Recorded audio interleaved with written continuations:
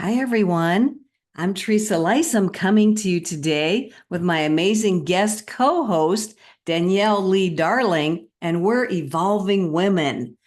We're so glad you're here. Our mission is to infuse the world with uplifting messages, new and fresh perspectives, empowering tools, and abundance of resources. From wellness ideas to mindset shifts and self-belief strategies and more, we're dedicated to providing a reservoir of inspiration. Consider this your official permission to embrace your best life and thrive abundantly. So welcome, welcome, welcome. So here we are, Evolving Women, with my amazing guest co-host, Danielle Lee Darling. Welcome, Danielle. We're so delighted that you're here, and I'm so eager and excited to explore the wisdom you have to share with us today. Well, I So am welcome. honored, Teresa. Thank you so much for having me. I love the whole concept behind your podcast, the Evolving Women. We are evolving, and we are allowed, and having that permission to evolve is so key. So I love Yeah. that. So I really literally have to give myself permission to do things sometimes, like Mhm. it's okay. Right, Because we're right. not going to get it from anybody else. So we might as well give ourselves permission. Absolutely. Absolutely. Danielle is an identity-based coach. I just Mhm. love that. I love that descriptor. So I'm going to toss it over to Danielle, and please share with us, what is an identity-based coach and what do you have Yeah. to offer people? Absolutely. I love the area of identity-based coaching because it's the one thing that we have control over is owning our identities and intentionally choosing our identities. Mhm. We are oftentimes so reactive in our society, just taking what is happening to us and just reacting to it instead of having say, well, what would my ideal self do in this situation? Right. And so identity-based coaching is based on narrative and positive psychology and rooted in neuroscience. And what it does is it helps us unravel the beliefs that have been created in our subconscious that have created the identity that we have today. I liken this to a forest. So when you're born, your brain is like this overgrown forest, and there's no pathway through. And then between the ages of birth to about 8 years old, things happen to us, things out of our control, and we don't necessarily have a complete understanding of the world. At 3, 4, 5 years old, we understand language, we can kind of pick up on emotions, but we don't have the critical thinking skills to be like, mom's in a bad mood, but that has nothing to do with us. And so something will happen and the brain will open up a pathway in the forest.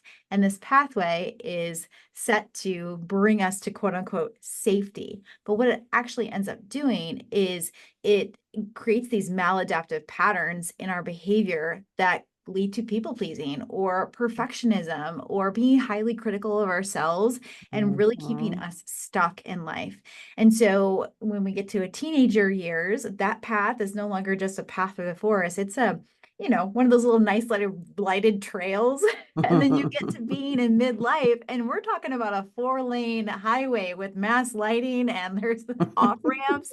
Things are moving so fast. And before we know it, we're just having these like little subconscious patterns that are keeping us stuck. And that's when we can really take control of our identity. I joke that this process of identity change is like standing at the entryway to that 4-lane highway with your inner child in one hand and a machete in the other and say, baby, we're going this way. And really carving out, right? Yeah, just hacking through it, right? Creating a new belief system, and really unraveling the beliefs that are no longer serving us. They served us when we were young, but they're not serving us in adulthood. Right. And we don't even know what those beliefs are, possibly. Like, Mhm. I certainly don't know. I'm sure a lot of mine, I mean, some I've uncovered, some I've changed, some I've let go of when I realized they weren't serving me. But how many of us are just going blindly operating on these old beliefs that Yeah. we don't really know are directing our behaviors and our thoughts and how we react to Yes. situations? They're super sneaky. And Yeah. so, a belief, if I can help you understand how a belief is formed, a belief is like a mathematical equation. So you have three elements to a belief. You have an event, so something that happens, Mm-hmm. the explanation that we give it, and the emotion that we feel, Mm-hmm. right? So for instance, I had a client who was walking to she was walking to kindergarten with her dad, and she was having so much anxiety over it that she ended up throwing up, like getting sick. A Mm. small little 6-year-old child, Mm. so filled with anxiety and nervousness about school and having this physical reaction to it that Mm-hmm. she couldn't control. Right. Well, that was the event. And the what happened was her dad didn't he got angry with her, and then he no Mm-hmm. longer walked her to school ever again. So Oh. the explanation that she gave herself is that she's bad, that she wasn't good Mm-hmm. enough, that even though Mm-hmm. she was like ready to go to school, like something that she couldn't control took over, and that wasn't good enough. And the emotion that she felt was shame. And so the Mm. powerful emotions that really instill a lot of these beliefs are like fear and shame. And when you go back and you take a look at that situation and you can rewrite it with other explanations about well, maybe dad was dealing with some stress. Now that we have critical Mm-hmm. thinking skills, right? We don't have critical thinking skills at Right. 7 years Right. old. And so I joke that all kids are narcissistic. Everything is about us, like when we're little, right? Like Oh, whereas like yeah. everything is about us and what we want. And Mm-hmm. so we don't have those differentiating thought processes. So by going back and taking a look at the situation and rewriting what actually happened through narrative psychology and choosing a different um, explanation, the emotion and the explanation, they fall away, and all you're left with is the Mm. event. Mm. And an Yeah. event doesn't equal a belief. So you disconnect that belief from the events that happened. I So, love that because an event is just a neutral, yep. neutral thing that we attach meaning to. Yes, exactly, Teresa. And you're Exactly. right. How many of us have gone through life? We had attached an emotion and a thought to some seemingly little event way, way back, and our whole life is being controlled or directed by that. And we Yes. don't even realize it. Yes. And so much of this process is just reclaiming your power, Mm, right? It's love like that. the only thing that you can control are your thoughts, your emotion, your energy. There's Hmm. so much in the world that we can't control. And when you understand that and you take your power back, that is that's like life changing because you feel empowered to Hmm. create what you want in life. Hmm. I know we Mhm. hear that phrase frequently, take your power back, Mhm. and do we fully understand what that means? You Mhm. just gave a nice explanation of it where we had given that power away back at that instant in time in the past, and it's driving us even now. And so, yeah, to reclaim that is to let Mhm. that go from that past moment. Absolutely. Or And even in the present moment. I love Mel Robbins. She's one of my mentors, even though she doesn't know that. Um, and I love her let them theory. Like, so anytime I'm getting worked up or maybe energetically frustrated or entangled with something that somebody else did, I love her let them theory. It's just let them do their thing and let me reclaim that power and that energy that I'm putting out in worry, frustration, anger, resentment, and reclaim that power for myself and how I can better show up with positivity and optimism. Mhm. Because when you kink, I say that I feel like we all get energy from our source, our energetic Mhm. source. Yep. And when you feel those feelings of anger and frustration and whatnot, or like you said, dwelling on the past and letting that control the way that you're showing up in the present, you're kinking your energetic hose Mm. from source. And you can't receive all of the goodness and the healing and the forgiveness and unconditional love that is accessible to all of us. I love that visualization of a kink in the Yeah. hose. It's like a good, And I'm an analogy queen, yeah, Teresa, those are like, good. because it helps people wrap their minds around Hmm. like, okay, what is actually happening when you have that visual cue? So, Yeah. And how many of us have multiple kinks in that oh yeah. hose? Oh And we yeah. just That have to garden hose undo is, one at a time. yeah. Yep. And I'm gonna go back to rewriting the narrative Mhm. around whatever happened. Again, whether you're conscious of it or not. But when you grasp that in the moment, oh, like maybe this is what I'm doing. So that awareness Mhm. comes up. Yep.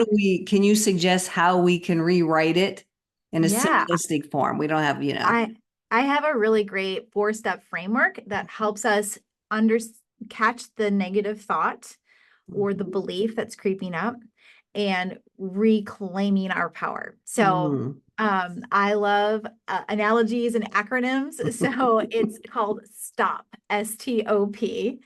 So the S stands for the story. And a mm, lot of these beliefs come up in the form of stories that we tell ourselves, like, mm, I could never do that. yeah. Who do I think I am? Or Hmm. sometimes, like when we don't get a text message back from a friend, we're like, oh, she hates us, right? Yes. Okay, so if we use that, maybe that's a really common one, right? That we can get in our own Hmm. heads and overthink other people's behavior. Yes. So that's the story that we're telling ourselves, right? Our friend doesn't like us because they didn't text us back. Hmm. The T is the event, or if you want to go deeper here, the trigger.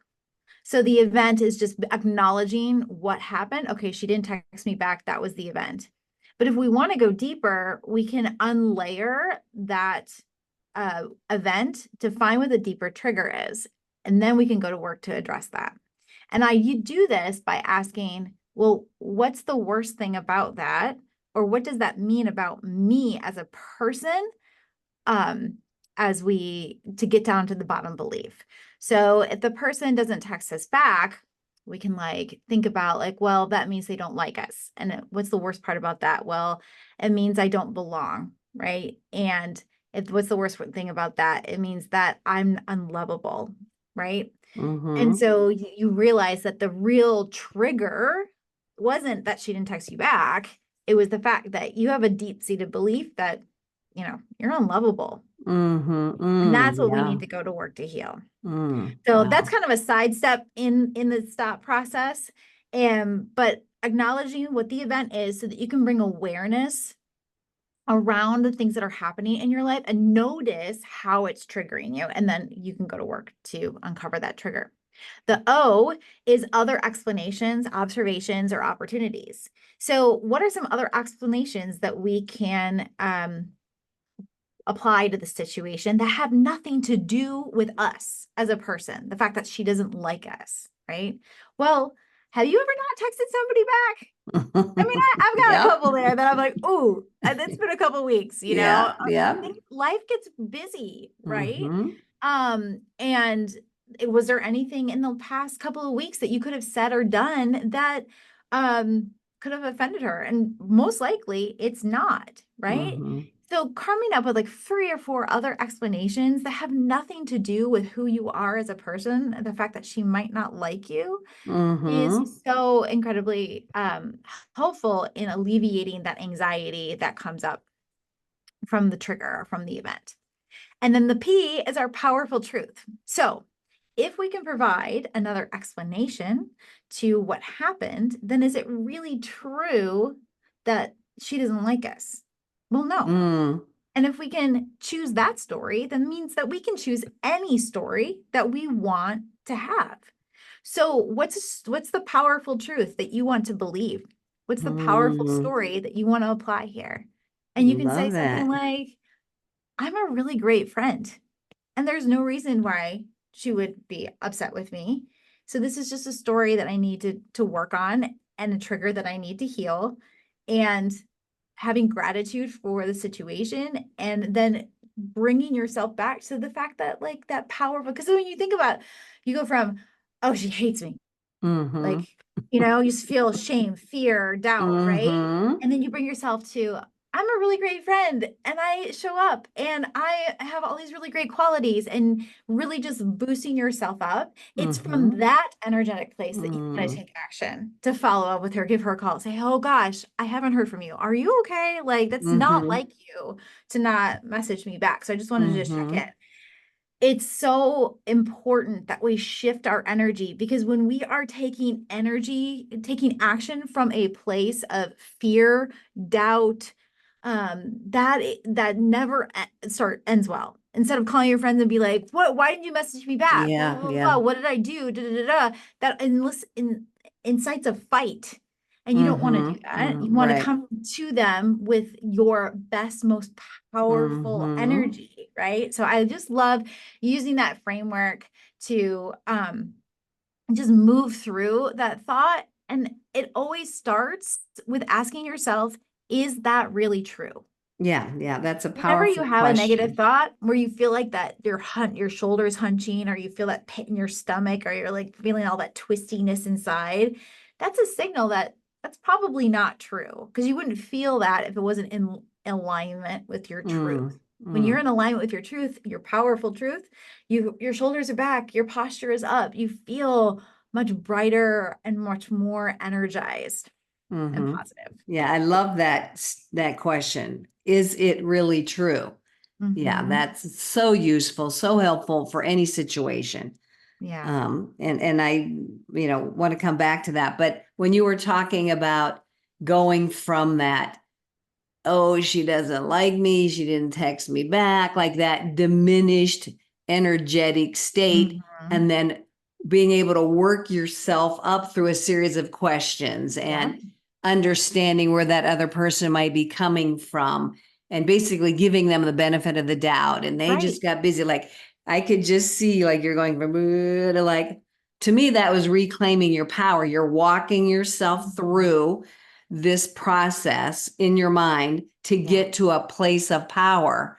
Mhm. And yeah, that was a really, to me, I just could see that taking your power back was transforming you to a person who is concerned about your friend that didn't text you back, Mhm. and you're looking at it from their point of view and Yeah. trying to see what their life is like through their life. So this to me, this is also a process of acceptance of another person and where they're at right now in that moment and understanding them instead of getting all caught up in our own story about Oh, our yeah. own, self-doubt or It's whatever. only through giving compassion to ourselves that we can extend compassion to others. Hmm. So Yeah, yeah. flexing that muscle, that inner compassion muscle, asking, is that really true? And really taking a deeper look at it, and being able to deal with our emotions as they come up in a emotionally mature, compassionate way allows us to then extend that to others for sure. For sure. It all Mhm. starts with ourselves and Mhm. giving ourselves Absolutely. permission, giving ourselves inner compassion, giving ourselves understanding, like I said, and then that ripples outward in our interactions with other people. Yeah. And so much of the time we're like, well, this person needs to give me compassion. I need to get grace. Like Hmm. putting all of it on other people, you can't control other people. Yeah, So yeah. that's giving your power away when you reclaim that and say, no, I'm going to give myself the compassion that I needed. And that's why I so much of my work is grounded in that inner child work, because sometimes we need Mm, to reparent ourselves because we didn't get what we needed, or we were given it in a way that created certain beliefs in our psychology that are not serving us anymore. So, mhm. Yeah, mhm, I so just want to be much mindful. juiciness here. I got so many things we could talk about. But I'm going to, I think we're going to wrap it up just for now. And are you Okay, open to another episode where we can continue the conversation? absolutely. I love this Okay, great. conversation. Let's do that then. So, how can we encompass what we talked about today? Maybe you can share a call to action for our listeners and our Yeah, viewers, maybe how to connect with you so they fantastic. can explore more. Yes, I am Danielle Lee Darling, and that's darling as isn't she darling? Not darling.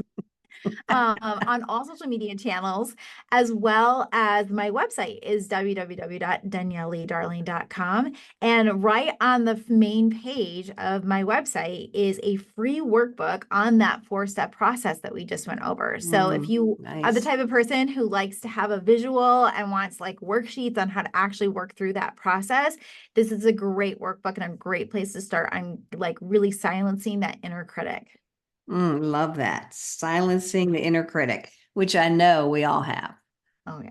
You know, we all are dealing with that. Nobody is Mhm. alone in their own inner critic. We all are dealing with that. So just But that know starts that. with compassion and understanding that that inner Mhm. critic was just created in order to keep you safe. Yeah, I love that And too. it's just, she's there as a part of you, but she's not needed anymore. And she needs to take on a different role. And so we just have to coach her into a different role.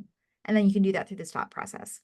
Ooh, sounds like fodder for our next conversation and our next episode. So everybody watch for that second episode with Danielle Lee Darling, and we'll dig into some more wisdom and gems.